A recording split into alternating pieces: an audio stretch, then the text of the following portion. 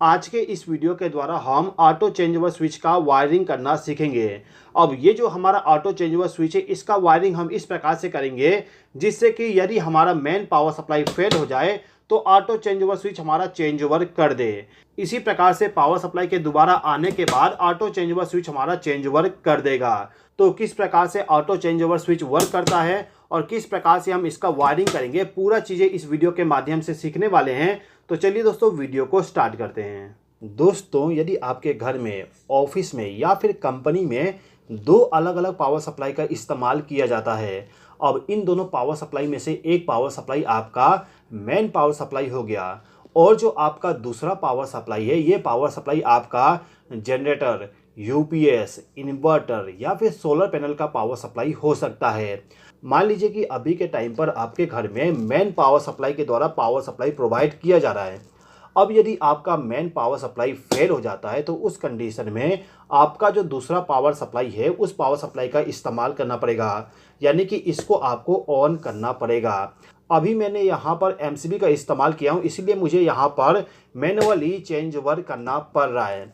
लेकिन यदि आप चाहते हो कि आपका जो चेंज ओवर है वो ऑटोमेटिकली हो जाए तो उस कंडीशन में आपको ऑटो चेंज ओवर स्विच का इस्तेमाल करना पड़ेगा।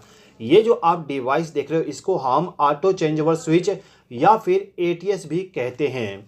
अब यहाँ पे जो मेरे पास में ऑटो चेंज ओवर स्विच है, इस ऑटो चेंज ओवर स्विच को सीएनसी कंपनी के द्वारा बनाया गया है और इस ऑटो चेंज ओवर स्विच का मॉडल नंबर आप यहाँ पर देख सकते हो।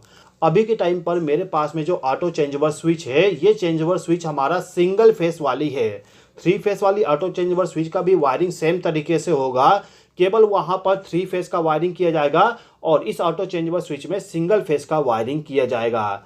अब वायरिंग करने के लिए यदि आप देखोगे तो आपको यहाँ पर टोटल 8 टर्मिनल मिल जाएगा। 4 टर्मिनल यहाँ पर है और 4 टर्मिनल यहाँ पर, कुल मिला के आपको 8 टर्मिनल मिलता है पावर वायरिंग करने के लिए। उसके बाद यदि आपको इंडिकेशन लैंप को भी लगाना है तो उसके लिए आपको यहाँ पर कंट्रोल टर्मिनल मिल जाएगा। अभी के टाइम पे हम इंडिकेशन लैंप का कनेक्शन नहीं करेंगे, केवल पावर टर्मिनल का कनेक्शन करेंगे जिससे कि चेंज ओवर स्विच हमारा ऑटोमेटिकली चेंज ओवर कर दे। ओके, तो यहाँ पर मेरे पास में 2 एमसीबी है।